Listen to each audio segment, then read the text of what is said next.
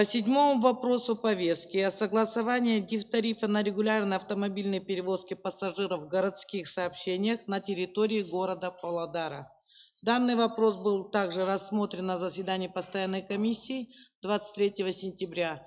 Но слово предоставляется руководителю отдела ЖКХ Калякпару Арслану Сержановичу. Пожалуйста.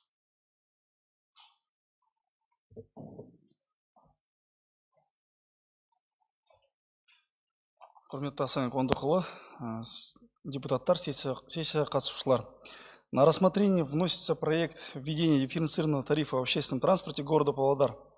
Проектом нормативно-правового акта по установлению дифтарифа предусмотрена цена проезда для пассажиров, оплативших поездку безналичным способом 80 тенге, для пассажиров, оплативших поездку наличными средствами 130 тенге. Отделом жилищно-коммунального хозяйства по проекту постановления Акимата города Павлодар проведены необходимые процедуры по согласованию, получены положительные заключения Палаты предпринимателей, Общественного совета, Экспертного совета и научной антикоррупционной экспертизы. В случае согласования депутатами Маслихата проект нормативного правового акта будет направлен в Министерство юстиции Республики Казахстан для проведения юридической экспертизы на предмет его соответствия законодательству Республики Казахстан. Введение дифференцированного тарифа планировалось с самого начала, когда вводилась система безналичной оплаты. Предварительно был изучен опыт работы общественного транспорта и электронного бюллетеня в других областных центрах республики, где дифференцированный тариф уже введен в августе текущего года. Несмотря на субсидирование социально значимых маршрутов, данных мер недостаточно для улучшения ситуации работы общественного транспорта в областном центре. Одним из шагов для решения этого вопроса мы видим в увеличении количества жителей, пользующихся системой электронного бюллетеня и, соответственно, введение данных средств из теневого оборота и фиксирование их в доходной части перевозчиков. На сегодняшний день все перевозчики, осуществляющие работу на маршрутах общественного транспорта в областном центре, работают с единым оператором ТО «Смарт-автобус». Введение дифференцированного тарифа позволит увеличить долю использования электронного бюллетеня, тем самым показав реальное положение автопредприятий. Аналитика представленных данных даст возможность принять действенные решения для изменения работы общественного транспорта в лучшую сторону. На основании вышеизложенного считаем, что вносимые предложения по тарифам в проекте постановления более чем обоснованы, так как для получения полного эффекта от внедрения электронной системы оплаты проезда необходим полный переход на безналичный способ оплаты проезда, что позволит введение дифференцированного тарифа. У меня все. Нет. Коллеги, вопросы к Арслану Сержановичу есть?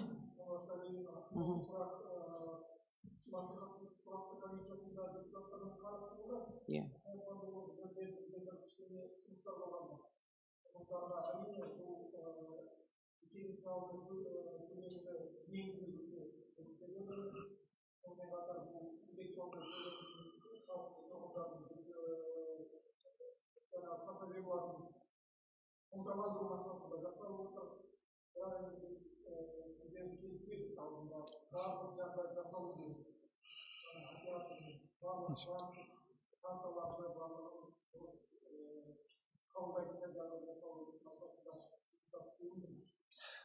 Сіздердің ұсыныстарыңыз бойынша ең бастысы бірінші ұсыныс болатын Каспий QR-дың ешқандай бір тежеусіз жұмысы.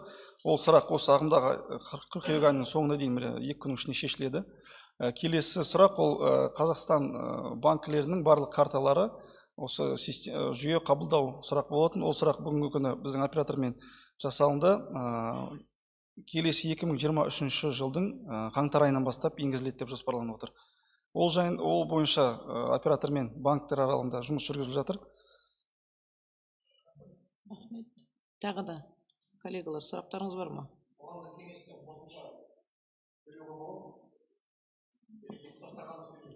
Мынандайда сіздер приглашенные. Ну, айтыңыз, сұрақ айтыңыз. Айтыңыз.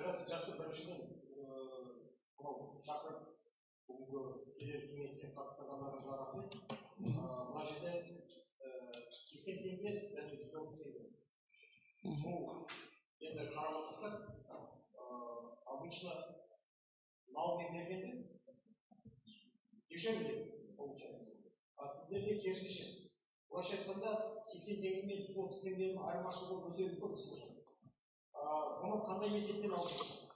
Бұл неге сүйеніп осындай 20 теңге айырмашылық болды? Және бұл ертең сіздер юстицияға жібереміз, оны бекітеміз деп отырсыздар. Оны бекітуі әлі өте көп сұрақ 80 теңге мен 130 теңгенің айырмашылығы өте үлкен болды. Осыны қандай есептік көрсеткішке сүйеніп сіздер осындай баға қалыптастырып отырсыздар? Осыны кеңірек түсіндіріп өтсеңіз. Атап айтқанда, біздің осы қабылданып жатқан шаралардың бәрі тек қана осы біздің қоғамдық көліктің жұмысын жақсарту мақсатында жасалады. Сол себептен біз бүгінгі күні электрондық төлемақысын қабылдау жүйесін енгіздік. Енді ол төлемақыны қабылдау жүйесінің 100%-ды бізге ақпарат беру мақсатында дифференцированный тариф бізге керек. Ол басқа қалалардың, республикамыздың басқа облыстық центрлар орталықтарының бүгінгі күн тәжірибесі қарастырылды. Атап айтқанда, Алматы қаласында егерде сіз ақысыз негізде төлейтін болсаң 80 теңге, ақылы негізде 150 теңге. Нұр-Сұлтан қаласында 90-180. Көкшетау қаласы 80-150. Осы жуырда екі қала осы тамыз айында дифференцированный тарифті бекіткен болатын. Олардың бағалары 80-130 және 80-150 теңге болатын.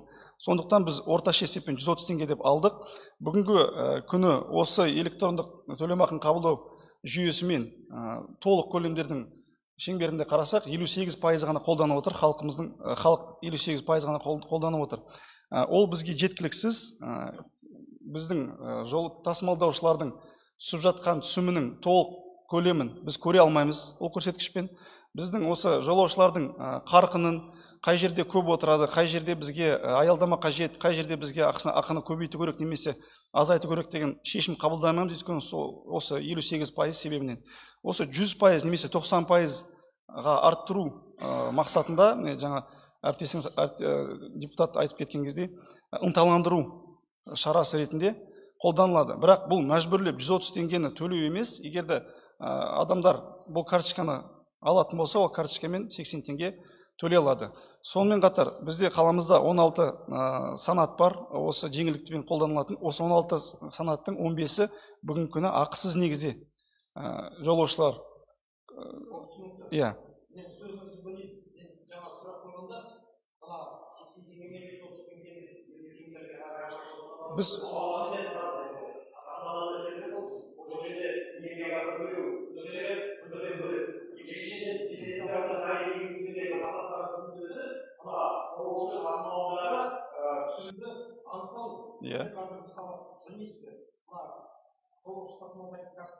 қанша ақша тауып жатыр.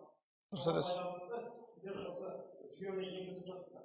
Бірақ бұны ертең қалай қабылдайды? Мысалы, мен сіздер бір ғана не айтайын, енді бұл анекдот сияқты болып кетейінші, қазір 130 теңге 300 теңге қойсаңыздар, мысалы, халық жүріп барып бірден электронды карталарға көшеді. Солай өйткені үлкен айырмашылық болады. Бірақ бүйтіп біз халықтың қалтасындағы ақшаны бүйтіп шығаруға болмайды.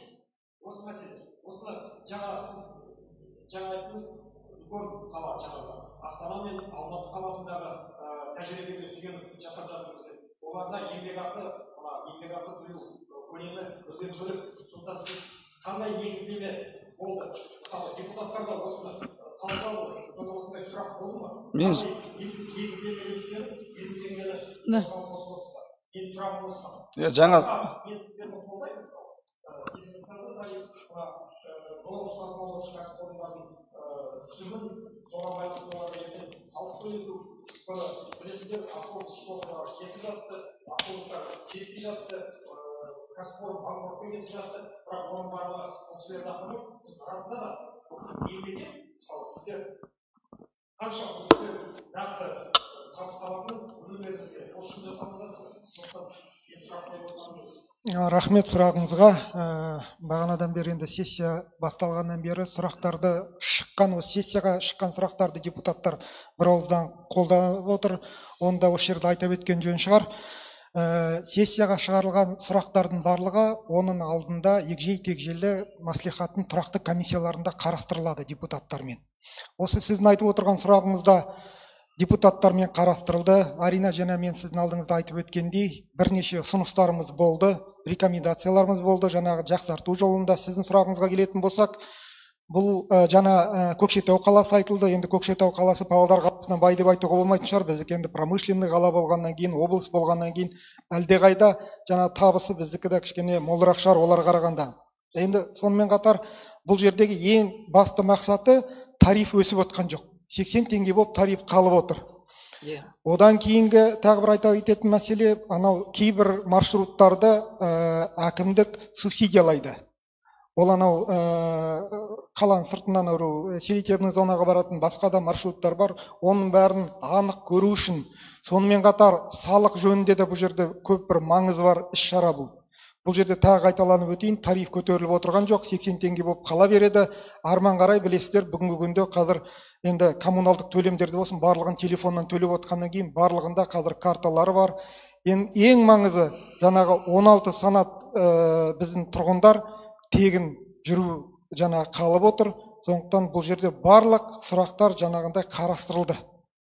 Арман қарай субсидия үкіметтен шығатын, атап айтқанда жергілікті әкімдіктен шығатын субсидияда қай жерге қандай көлеммен бару керек екенді осы электронды немен қана көре аламыз біз, анық.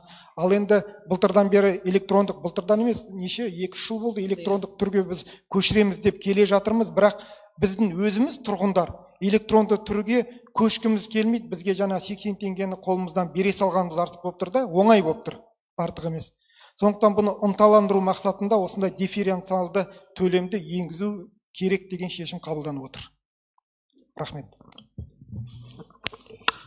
Мен рұқсат болса қосымша мына Аманбаев мырзамыздың сұрағында бір-екі қосымша ақпарат бар еді. Біріншіден, әрине қоғамдық көліктің жағдайы жалпы нашар. Оны біз мойындау керекпіз. Неге? Өйткені әрине әр кәсіпкер өзінің жұмысын атқарғанда ол пайдасы болса ғана атқарады.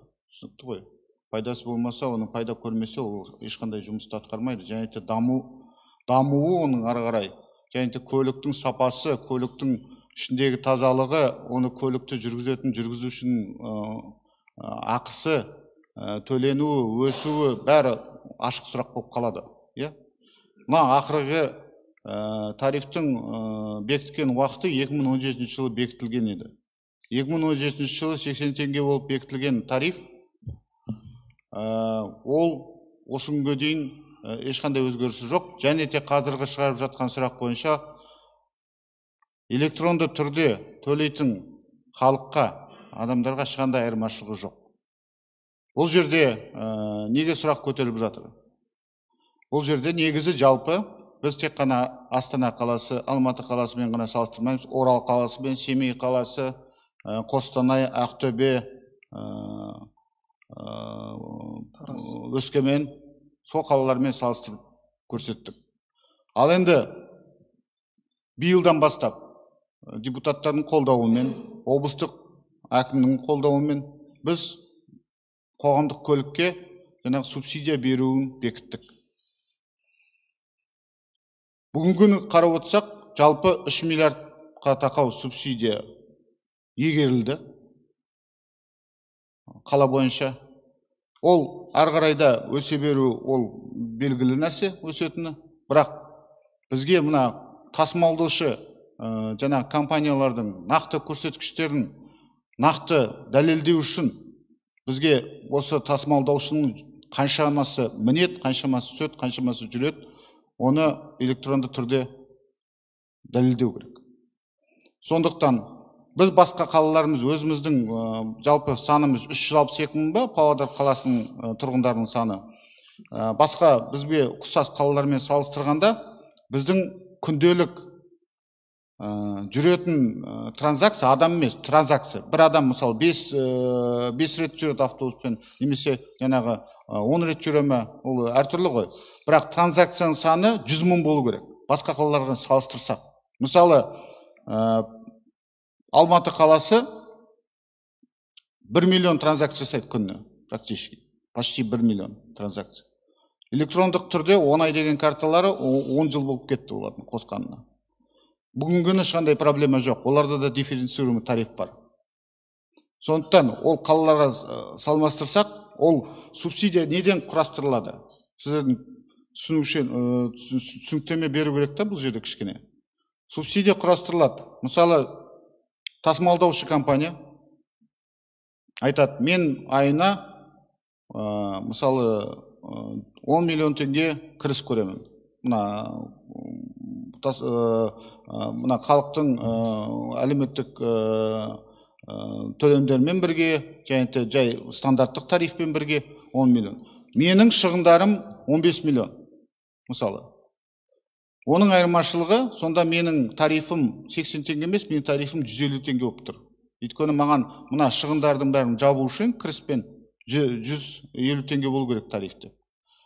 Ол тарифті көтермеу мақсатында айырмашылығын, жаңағы шығыны, кірісі 10 миллион болса, шығыны 15 миллион болса, 5 миллион ол жаңағы бүгінгі күні убыток көріп отырса, онда біз сол 5 миллионды субсидия ретінде жауып жатырмыз. Біздің сұрақ, жалпы 10 миллион неге сондай төмен? Оны қалай дәлелдейсіз 10 миллион? Осы күнге дейін оның дәлелі 100% нақтыланбаған. Сондықтан біздің бюджеттік шығындарды рационалдық түрде қолдану үшін бізге 100% электрондық жаңағы төлемдерді көрсету мақсатында істеліп жатқан нәрсе. Ол әрине бәр өзі электрондық түрде қолданатын адамдарға ешқандай әсер түспейді. Бүгінгі күні қала бойынша 100 мыңға тақау карта шығарылған. 100 мыңға тақау. Оның ішінде 30 мың оқушы балалардікі. 25 мың әлеуметтік карталар, әлеуметтік жеңілдігі бар, төлемсіз жүретін адамдардың, тұрғындардың, төлемсіз жүретін тұрғындардың, жаңа мұқтаж адам болсын, мүгедек адам болсын, солардың. Ал енді ары қарай күнделікте өзі ақшасымен нарықты бағаны төлеп жүрген жолаушылардың саны және олардың төлемі нақтылану керек. Сондықтан сол нақтылану үшін сол мақсатта біз оны осы дифференциялы тарифті енгізіп жатырмыз. Өйткені ол тек қана бүкіл көрсеткішті анықтайтын ғана мәселе емес, бұл жерде салық мәселесі де бар. Тасымалдаушы компаниялардың қалалық бюджетке түсіретін салығы, оны нақтылау керек, әрине. Және де бұл біздің өзіміздің қойған талапымыз. Неге талап қойдық? Өйткені тасымалдаушы компанияларға бүгінгі күні біз айтамыз, сіздер бюджеттік саладан, мысалы қаланың бюджеті халықтың қаражаты ғой. Халықтың қаражатынан көмек сұрасаңыздар, немесе сонан жәрдем алатын болсаңыздар, онда сіздер өздеріңіздің көліктеріңізді жаңарту керексіздер. Біз онда 10 жылдық, 15 жылдық, 20 жылдық көлікке субсидия бермейміз. Біз тек қана сапасы жоғары қызметке ғана төлеу керекпіз. Соның тек қана ол бірақ талап емес, ол жерде талап көп. Талаптың көбі жаңағы тасымалдаушы компаниялар қызметкерлері ешқандай адамға, ешқандай жолаушыға тіл тигізбеу, қатты сөз айтпау, және де қызметті жоғары сапада көрсету. Мына жолдағы апаттарға, жолдардың апаттарынан сақ болу, сондай талаптар көп оның. Ол біз екінші, үшінші этаппен ол талаптарды көбейте береміз ары қарай. Соның арқасында, жалпы субсидияны енгізудің арқасында, бүгінгі күні біз Ленин кентінде өмір бақи, мен өзім осы Павлодарда қанша тұрып келіп жүрдім, өмір бақи болған проблема шешілді. Қоғамдық көлік оларға 7 жаңа автобус бөлінді. Бүгінгі күні мысалы Ленин кенті ең үлкен ауыл ғой, Павлодар қаласының. Бүгінгі күні осы көлікке ешқандай наразылық жоқ. Сондай да проблема бүгінгі күні Мойылды ауылында шешілді. Мына жерде әкімдер отыр, ауылдардың. Ондай проблема шешілді. Енді ары қарай біз автобус көліктерін жаңарту үшін, олардың сапасын көтеру үшін, оларды бұрынғыдай тек қана жалға бермей, жүргізушілерін өздерінің штаттарына алып, лайықты төлемақы төлеу үшін біз бұның тек қана ашықтығын, осы сектордың ашықтығын көрсету керекпіз. Сондықтан жолаушылардың арасында кәдімгідей бәсекелдік бір орта болу керек. Қайсысы сапасын жоғарғы деңгейде ұстайды, және де жоғарғы деңгейде қызметін көрсетеді, уақытында автобустарын шығарады, уақытында жүргізеді, сол тасымалдаушы компания уақытында өзінің субсидиясын алады. Ол біздің сондай талаптарымыз. Сондықтан бұл жерде әрине жан-жақтан біз талқыладық, комиссиямен жаңа айтқандай, ол жерде оңай болған жоқ. Сіздер ойламаңыздар, бірден келіп, бірден оның бәрін жаңағы нақтылағанда және де көнген болғандай, ондай болған жоқ. Бірнеше рет шығарылды, бірнеше рет қайтарылды, сұрақтар туындады. Ол сұрақтардың бірінен соң бірін шағып, осы күнге дейін біз мәслихатқа осылай келдік.